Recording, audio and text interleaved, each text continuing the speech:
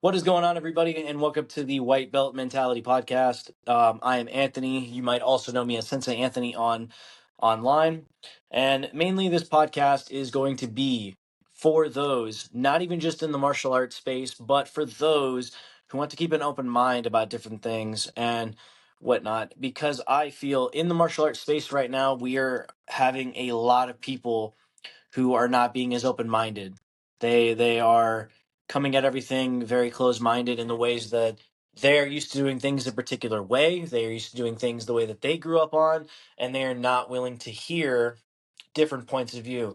And I want this podcast to be an ability to have an open dialogue so that way we can continue to grow and evolve the martial arts space, right? Because at the end of the day, this is a business and this is an industry, and I think if you are a martial art instructor, a martial arts student, and an owner for a school, I think it's important to learn that not everything can go the way that you're used to. Things have to evolve and change as time goes on. And I've learned that myself throughout my 17 years of being in the martial arts and my many years of being an instructor. I've learned how to evolve the way that I teach and the way I go about things.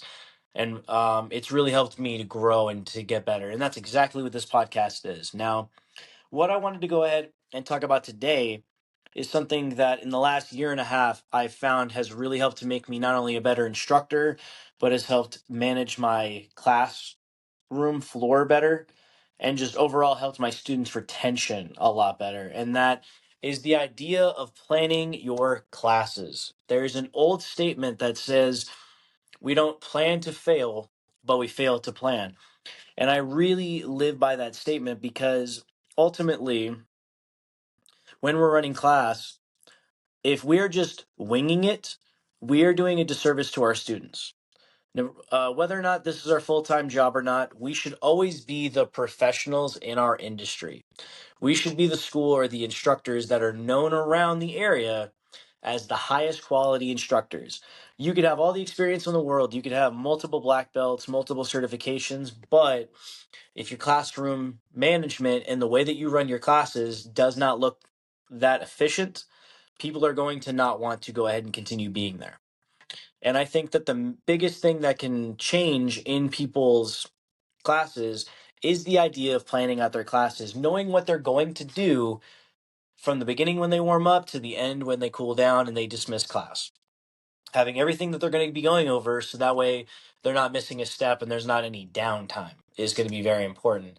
Now, I've taken this very seriously in the last year and a half, and I've noticed a couple different changes. For one, my retention with my students is a lot better. More people are, staying with the programs, and I've noticed that their ability to remember the material that we're teaching has gotten a lot stronger.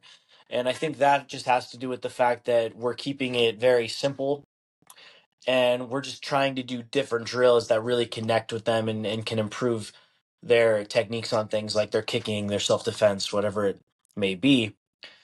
I've noticed that the flow of the class just naturally goes better. We can go ahead and we can go from one section of the class to the other, and there's just a natural flow, and it makes time go by very quickly.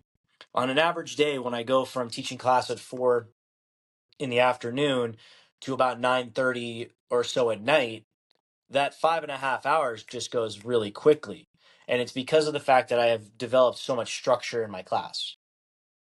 And then one of the big things is that the culture of the class has gotten to be a lot better because now that I have what I'm already going to be doing in class, I can then build the culture of that class and of the school a lot better now because I don't have to worry about thinking, okay, what am I going to do for that class right now that I'm going to start in 2 minutes, right? And the biggest thing I think that we need to keep in mind is that if you are a professional martial art instructor and if you go and you say that you are a professional and you are not planning your classes, what are we doing? So I'm going to show you guys the class plans. I have made sure to keep all of this on record, not only for me to be able to look back and see what I've done that has worked and what hasn't, but I also just like keeping this so that way we can go ahead and just look back at, like I said, the things that have worked and the things that haven't. but also just to make sure that we have this in the case that I want to do a drill, but I'm not sure what drill to do. I can go ahead and look back at what I've done in the past and just spark up some ideas if I'm not able to think of one at that moment.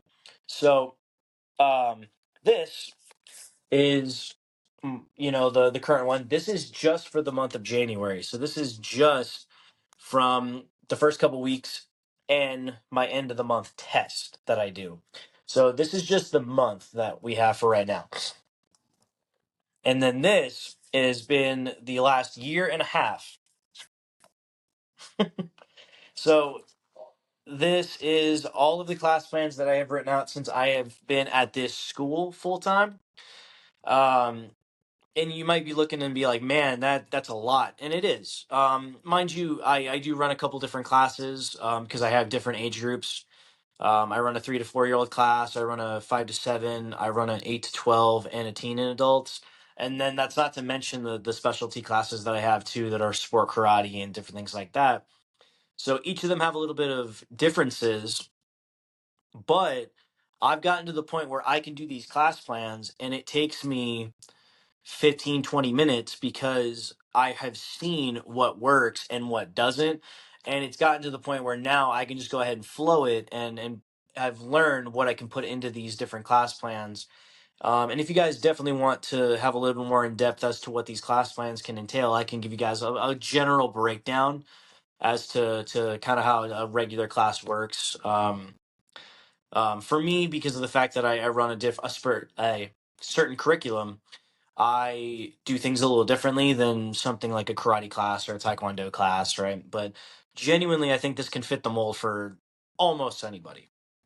But having these is really important. Being able to plan out your classes and knowing what you're going to do is very important because when you go to test a student about it, say you're teaching them how to do a front kick, and you want to test them on that kick, but you have not gone over the kick, testing them on it would be kind of ridiculous, right? So, um, being able to know, okay, this is what I'm going to be testing them on at the end of the month. This is all of the things I need to go over is going to be very helpful in making sure that you're keeping everything fair and keeping everything consistent with your classes, right? Now, one thing I want to talk about before we end is do not be a checklist martial arts instructor. What I mean by that is if you write out a class plan and you're very good about making sure that you have everything you want to go over in the class, but let's just say you're running a 5 to 7 year old class, right? You're running a relatively young group of kids. There are going to be days where not everything is going to be going your way. They might have had a really energetic day at school. They might be very tired, right? They might be not listening to you the best that they can, right? We're talking about a group of kids that is not getting the material or is just genuinely not behaving and we have to stop class a lot. Do not worry if you are doing warm up kicking, a little talk in between, and then, whatever your section two of the curriculum may be, right? Just a general way of breaking down the class. If you notice they are not getting the kick that you're teaching them, right? Or they're not getting the kata that you're doing, whatever it may be, do not think, hey, I've already gone past my 7-8 minutes of doing that. I need to get to the next section, right?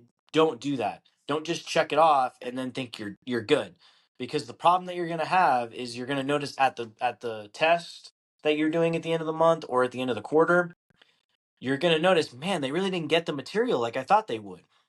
You're not making sure to spend time with them on that material. I always make sure that if they're not getting a particular kick, if they're not getting their self defense right, if they're not getting their kata down, we spend more time on that and we just go ahead and we exclude something else. Most of the time I go through a class plan, I never get through all of the class plan or I modify it.